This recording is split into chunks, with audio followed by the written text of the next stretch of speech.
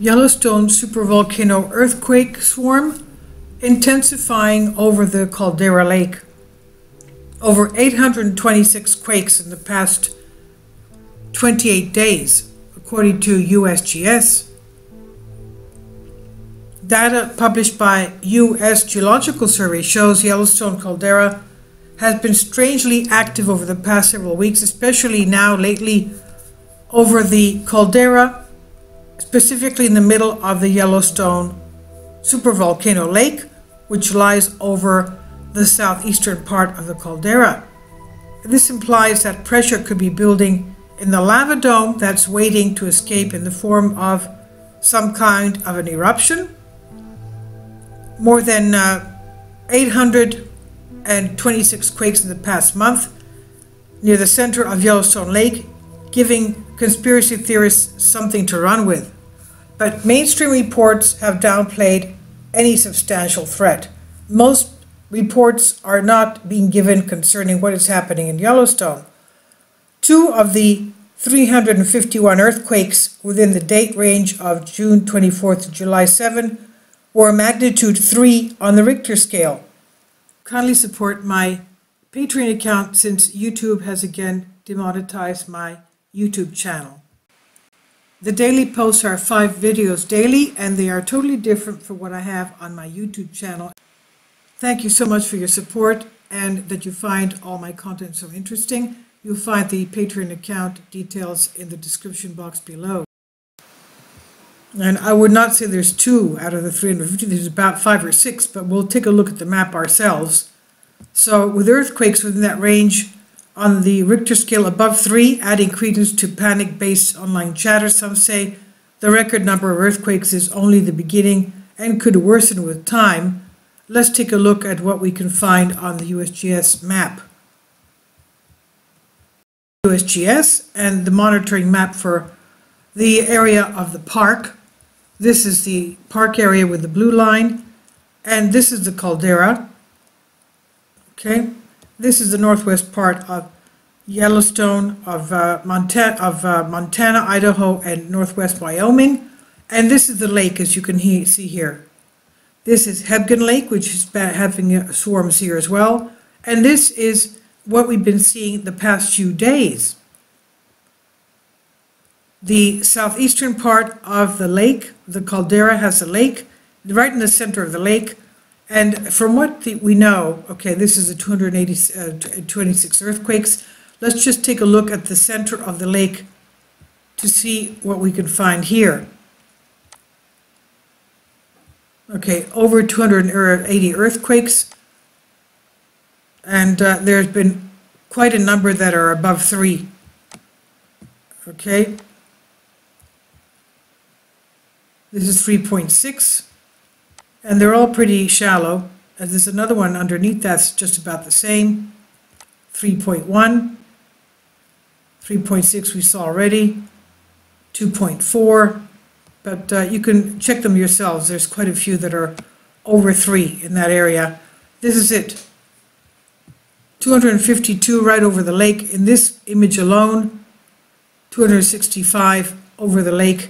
Now, what has been explained to us concerning a supervolcano as compared to a regular volcano, the magma chamber is much bigger. It's a huge size and volume and roof area. And this is the caldera, as we can see here with the orange outline. And it's about 3 miles down. These are about 1.6 miles down. The roof is about 3 miles down. The thing is, even a stiff breeze over the water of the lake can cause an earthquake over the caldera, which is not good because of the fact that it can crack the roof of the magma chamber, and that's not, of course, a desired thing to happen. Okay, so even a stiff breeze over the water of the lake can cause damage to the roof, which is huge, a huge magma chamber roof. So what is going on there? We still have not been given anything from the updates concerning these quake swarms? Nothing. The latest update is again the monthly update July 1st. I would venture to say that in a few days they should refer to this, and I would like to know what we'll keep an eye so we can find out what they're going to say concerning this. But let's take a look at the GPSs and the type of deformation we have. Okay, you can see the deformation here. Okay, we'll go again because sometimes it doesn't give it to us immediately. Okay, this shows us the east direction. If it's going up, it means it goes east. If it goes down, it means it goes west. Here we have our direction. The GPS shows us from 2005 up to today. And we see that it was originally going west and then straightened out and then west, and now it's going east. And the north-south, it goes up, it goes north, while this was going north. In other words, in 2005 to 2007-8, it was going northwest, and just recently from 2015, it was going southeast, so changed directions. And here it was increasing from 2005 up to 2019. It started deflating and then inflating, and then it's a process of deflating. So you can see that, as some geologists in the past said, that Yellowstone is breathing and heaving, up, deflating and inflating. That's what it's doing there in that area right there. Now let's go to this one here, this GPS P713. That's not good. Doesn't have complete information. Let's go to this one here, P703. That's pretty steady. That shows to us that it's pretty steady. Oh, that's the earthquakes. No. Okay. Going back to this. Okay. Even though it shows us that there's a little bit of inflation towards east and seasonal upticks and downticks. And let's go to something around, we don't have too many GPS stations around there, even though it's a supervolcano. Why is that? Okay, let's go to this one here. Again, we see, oh, why does it do that? Okay. Okay, here we go. Again, we see that basically steady, east-west, north-south, but we have deformation here, inflating, deflating, inflating, deflating.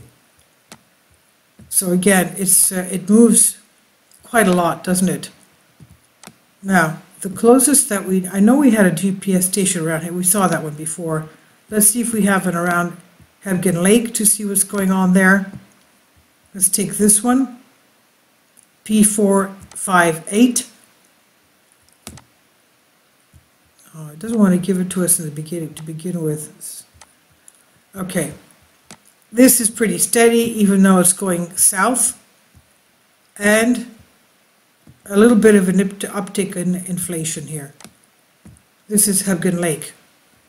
Okay, so we'll be waiting for them to somehow explain to us what they think this means, because it's over the magma chamber of the Caldera, right in the middle of Yellowstone Lake.